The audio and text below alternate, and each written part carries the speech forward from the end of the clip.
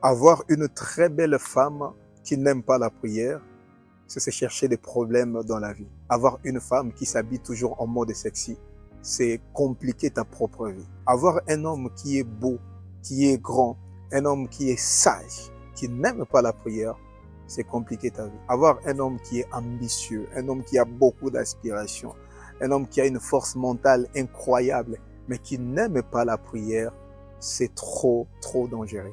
Avoir un enfant qui est excellent à l'école, mais toi, tu ne pries pas pour cet enfant-là, tu exposes sa vie. Avoir une petite fille qui est trop belle, qui est belle de taille, belle de figure, pour qui tu ne pries pas, tu exposes sa vie. Lorsque tu lis le livre de Daniel chapitre 1, tu vas comprendre l'histoire de Daniel. Ils étaient en Jérusalem, ils ont été déportés en Babylone par le roi Nabuchodonosor. Lorsqu'ils sont arrivés là-bas, il y avait beaucoup de prisonniers. Mais pourquoi on a mis à part Daniel, Shadrach, Meshach et Abednego? Parce que le roi cherchait des hommes qui sont beaux, des hommes qui sont intelligents, des hommes qui sont sages. Pourquoi? Parce qu'il devait servir les dieux babyloniens. Pourquoi Daniel était persécuté plus que tous les autres prisonniers? Pourquoi Shadrach, Meshach et Abednego étaient combattus plus que les autres? Simplement à cause de leur apparence, à cause de leur sagesse, à cause de leur intelligence. Lorsque tu es une belle femme, tu dois comprendre que tu seras beaucoup attaqué. Tu dois comprendre que tu seras beaucoup combattu. Pourquoi? Parce qu'on va te chercher pour t'utiliser. Car derrière toi, on va récupérer plusieurs hommes. Il suffit simplement de faire passer un occultiste sur ton chemin. Les hommes qui viendront après, leur vie et leurs étoiles seront utilisées. Et beaucoup d'autorités les font. Beaucoup d'occultistes les font. Chez nous, on a connu un président. C'était dans ses habitudes de sortir avec les femmes de ses collaborateurs. Pourquoi? Il devait récupérer leurs chances. Il devait récupérer leurs étoiles. Tu es une belle femme. Tu es attirante. Et c'est bien. Mais il faut savoir que tu n'attires pas seulement les personnes normales, tu attires aussi les sorciers, tu attires aussi les occultistes, tu attires aussi les magiciens. Lorsque tu t'habilles en mode sexy pour séduire les hommes, parce que tu cherches le mariage, une chose que tu dois comprendre, tu ne séduis pas seulement les personnes normales, tu séduis aussi les occultistes. C'est la raison pour laquelle tu vas voir, il y a beaucoup de femmes qui ont des problèmes très sérieux, qui ont des problèmes spirituels. Il y a beaucoup de femmes qui sont habitées par des maris de nuit. Pourquoi? À cause de leur habillement. Pourquoi? Simplement parce qu'elles sont belles, simplement parce qu'elles sont attirantes. Être belle, c'est bien. Avoir des formes, c'est bien. Être belle de taille, belle de figure, c'est une bonne chose. Mais à côté de cette beauté, ajoute aussi la vie de prière. À côté de ces make-up, ajoute aussi la vie de sanctification. Sinon, ça sera très compliqué. Sinon, on va te combattre. Sinon, on cherchera à t'utiliser pour détruire la vie de plusieurs personnes. Tu as ta fille qui est belle. Il faut apprendre à prier aussi pour elle. Ne passe pas ton temps à la vanter devant tout le monde. Ne passe pas ton temps à dire à tout le monde, à lui faire des éloges. Ma fille est belle, elle a des formes. Oui, c'est bien.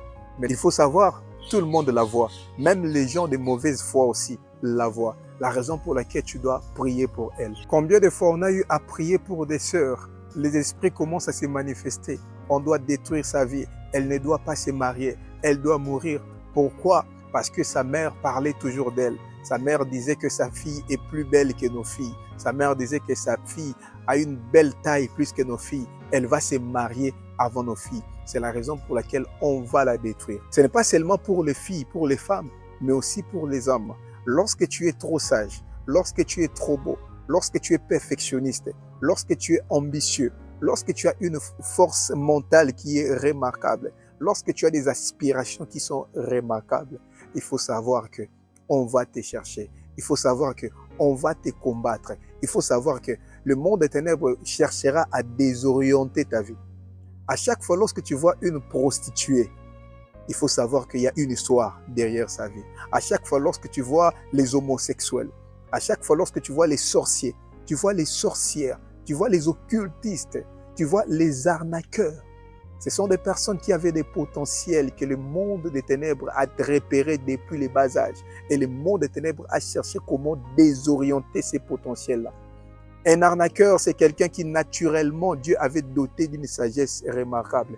Essayez un peu d'imaginer quelqu'un qui est naturellement sage. Et cette personne devient arnaqueur. Cette personne fera du mal à beaucoup de gens. Et c'est ce que le monde des ténèbres cherche. La raison pour laquelle tu verras, lorsque Daniel, Meshach, Shadrach et Abednego sont arrivés en Babylone, ce n'était pas leur nom. On a changé leur nom. Pourquoi? On devait leur donner une autre identité. Le nom, c'est l'identité. Comme ils devaient servir les dieux babyloniens, on devait leur donner une identité qui correspond au service auquel ils étaient appelés. C'est ça, ce que le monde des ténèbres fait. À chaque fois, lorsqu'ils repèrent un potentiel, ils vont désorienter cela. On va donner à la personne une autre identité. La personne était simplement belle. Cette femme était belle. Peut-être grâce à sa beauté, elle devait épouser un homme d'autres valeurs.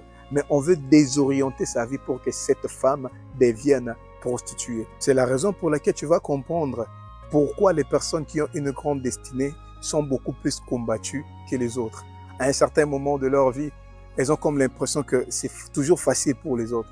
C'est comme si les autres trouvent les choses facilement. Mais à leur tour, tout devient très compliqué. Quand tu pries, tu as une grande destinée. À côté de ça, tu dois comprendre que l'ennemi vaudra aussi te combattre. Pourquoi? Parce que tu ne veux pas les servir. On va te combattre pour que tu ne puisses pas entrer dans ta destinée. Tu vas remarquer, Daniel, Meshach, Shadrach et Abednego étaient plus tourmentés que tous les autres prisonniers. Les autres prisonniers étaient à l'aise. Mais Daniel, à un certain moment, on devait les jeter dans la fosse aux lions. Shadrach, Meshach, Abednego, on devait les jeter dans la fournaise ardente. Pourquoi? À cause de leur destinée. Pourquoi? À cause de leur sagesse. Pourquoi? À cause de leur beauté. Les autres, c'était facile pour eux. Mais pour Daniel, Shadrach, Meshach et Abednego, tout était compliqué. Tu dois comprendre que le problème, ce n'est pas toi. Le problème, ce n'est pas que tu es riche. Beaucoup se demandent, je n'ai rien. Mais pourquoi je suis toujours combattu? Le problème, ce n'est pas toi. Mais le problème, c'est ce qui est en toi. Le problème, c'est ce que Dieu a déposé dans ta vie. Les problèmes, ce sont les potentiels qui sont enfouis en toi. Les problèmes, c'est qui tu es. Les problèmes, c'est ton étoile qui brille tellement. Celui qui est une étoile, partout où il passe, il est très remarquable. Daniel était très remarquable. C'est la raison pour laquelle on cherchait toujours des problèmes. On cherchait comment mettre fin à sa vie. Pourquoi? Parce qu'il était plus que tout le monde. Il se distinguait. On le choisissait toujours. Pourquoi? Il avait un esprit supérieur. Ce n'est pas en vain que Hérode a voulu tuer Jésus depuis le bas âge. Parce que son étoile a brillé tellement. Et c'est pourquoi toi, tu es combattu. Raison pour laquelle on cherche à mettre un terme à ta vie. Et toi, tu dois comprendre, plus tu as les potentiels en toi, plus Dieu a déposé des grâces dans ta vie, plus Dieu t'a donné beaucoup de dons, plus tu as beaucoup de talents, plus tu as une grande vision, tu dois aimer la prière. Tu dois aimer la prière. Tu dois aimer la prière. Parce que le diable sera toujours là pour te bloquer, afin que tu ne réussisses pas. Parce que derrière toi, il y a toute une génération. Derrière toi, il y a toute une famille qui doit être sauvée. Derrière toi, il y a beaucoup de personnes pour qui tu dois être une source de bénédiction. On sait, une fois que toi tu réussis, c'est tout le monde qui va réussir. C'est toute une famille qui sera élevée. C'est pourquoi tu dois aimer la prière. Tu ne dois pas blaguer avec la prière. Les autres peuvent blaguer avec la prière, mais pas toi. On peut être issu d'une même famille, mais on n'a pas la même destinée. On n'a pas le même combat. La grâce de Dieu qui est sur ma vie, ce n'est pas la même grâce qui est sur ta vie. Toi, tu peux négliger la prière. Toi, tu peux négliger la vie de sanctification. Toi, tu peux négliger les jeunes, mais pas moi. C'est pourquoi ne compare ta vie à personne. Non, c'est facile pour lui. C'est facile pour lui parce que lui, quand il va se marier, après il n'y aura plus rien. Mais toi, le jour où tu te maries, ton mariage va emmener beaucoup de choses. Ton mariage va chambouler. Ah là là là là là là. Anne attendait un enfant. Elle croyait que c'est un enfant comme tout autre. Alors que non. Elle croyait que son enfant sera comme les enfants de Pénina. Alors que l'enfant de Anne, au-delà d'être un enfant, est aussi un grand prophète qu'Israël attendait. Ne compare ta vie à personne. Vous n'avez pas la même destinée. Vous n'avez pas la même vision. Vous n'avez pas la même grâce. C'est pourquoi, si c'est facile pour les autres, toi, cherche Dieu. Ne demande pas à Dieu de faire dans ta vie comme il a fait avec les autres. Non, tu ne sais pas. Tu ne sais pas pourquoi Dieu te garde encore. Tu ne sais pas pourquoi Dieu ne veut pas encore te bénir. Tu ne sais pas pourquoi Dieu ne veut pas encore t'élever. Pourquoi? Parce que Dieu te prépare. Parce qu'il sait. Le combat que tu as dans ta vie, ce n'est pas le même combat que les autres ont. Plus tu as les capacités, plus tu as les talents, plus tu as la grâce de Dieu, plus tu es appelé à servir Dieu, plus tu es appelé à accomplir de grandes choses avec Dieu, tu dois beaucoup, beaucoup, beaucoup aimer la prière. Mais ce qui est sûr, si tu marches avec Dieu, peu importe ce qu'ils vont préparer, peu importe leur plan, peu importe leur manigance, ça sera nul et sans effet. On voit comment on a jeté Shadrach, Meshach et Abednego dans la fournaise ardente. Mais comme ils marchaient avec Dieu, comme ils vivaient dans l'obéissance, Dieu les a sauvés.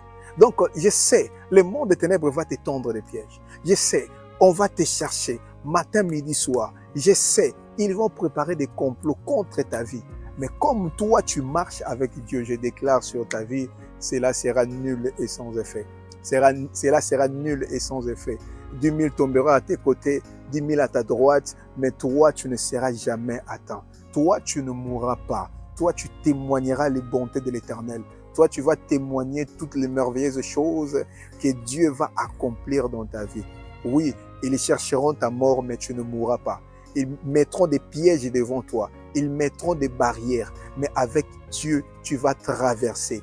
Avec Dieu, tu vas traverser. Leur complot sera nul et sans effet sur ta vie. La Bible dit, si Dieu est pour nous, qui sera contre nous? Si Dieu est pour nous, qui sera contre nous? Je déclare, personne ne sera contre toi. Leur sorcellerie ne peut rien contre toi. Leur magie ne peut rien contre toi. Les lois de leur famille ne peuvent rien contre toi parce que toi, tu marches avec Dieu.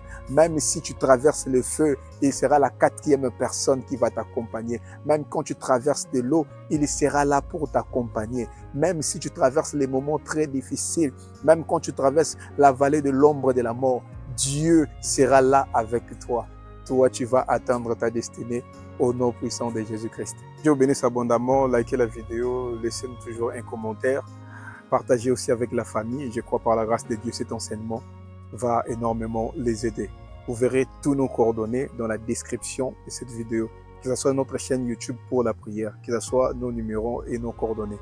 Que Dieu vous bénisse et on se voit à la prochaine vidéo.